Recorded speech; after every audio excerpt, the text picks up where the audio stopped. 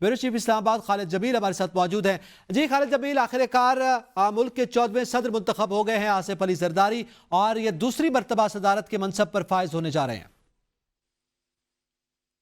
जाहिद साहब पहले दफा तो मुंतखब हुए थे, मेरा ख्याल है दूसरी दफा जो है कि मुंतखब कराया गया है उनको। अभी जो सारी इलेक्शन की सूरत हाल हम देखते हैं तो उसमें तो बहुत सारे इफ्स एंड बट्स हैं, और ये जैसे मैंने पहले आपसे कहा था कि ये ऐसा इलेक्शन है कि सदर का इलेक्शन मुतनाज़ नहीं होना चाहिए था,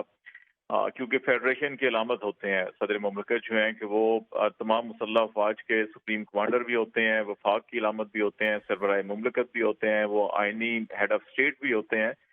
तो लेकिन उस इलेक्शन को भी बदकिस्मती से ये इतना मुतनाज़ इलेक्शन है कि जिसमें अगर आप अभी जो इलेक्टोरल वोट देखें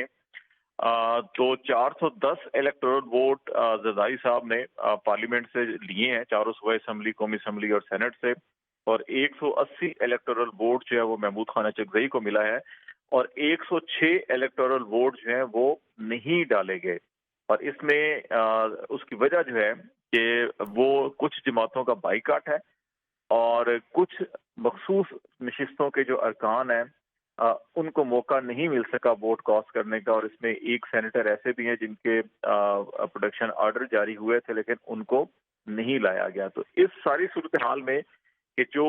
पूरा का पूरा पाकिस्तान का इलेक्शन प्रोसेस पहले ही मुतनाज़ तरीन पाकिस्तान की सियासी तारीख का ये इलेक्शन प्रोसेस था,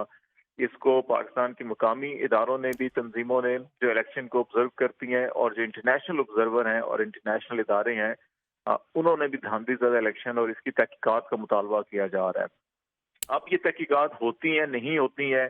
क्या इलेक्शन का ऑडिट होगा, नहीं होगा, फॉर्म 45, 47 का एनालिसिस होगा, ऑडिट नहीं होगा, ये बात की सारी बातें हैं। लेकिन इस वक्त जो है कि मुझे याद पड़ता है कि जब मोहतरमा फातिमा जिन्ना को जनरल अयूब खान ने शिकस्त जबरदस्ती दी थी, क्योंकि उस वक्त भी पाकिस्तान के जो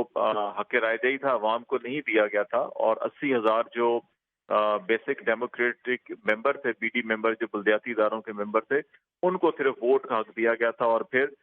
उसमें भी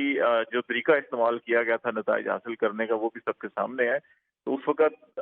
जो हेडलाइंस बनी थी वो यही थी कि जी के इलेक्शन कमीशन ने जो है कि अयूब खान को कामयाब करार दे दिया। तो मेरा ख्याल है कि आज भी इलेक्शन कमीशन आसिफ जरदारी साहब को कामयाब तो करार देगा, लेकिन क्या हकीकी मानों में वो कामयाब हुए हैं? और जो सदर मुमलिकत का तकाजा करता है ये मनसब के मुतनाज़े इलेक्शन होना चाहिए, मुतनाज़े मामलात होने चाहिए, क्योंकि वो वफाक की अलामत होंगे, वो रियासत के सरबराह होंगे, वो मुसल्लह अफवाज के सुप्रीम कमांडर होंगे, वो कॉन्स्टिट्यूशनल सरबराह होंगे पाकिस्तान के। तो क्या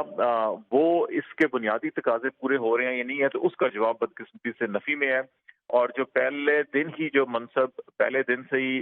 मुख्तलिफ हवालों से मुतनाज़ तरीन होगा, तो वो अपना किस अंदाज में वो मुमलिकत के सरबराह के तौर के ऊपर अपने फ़राइज़ सर अंजाम दे सकेंगे, ये बड़ा एक ऐसा इशू है जिसके लिए डेफिनेटली जरदारी साहब को बहुत से चैलेंजेस का सामना करना पड़ेगा।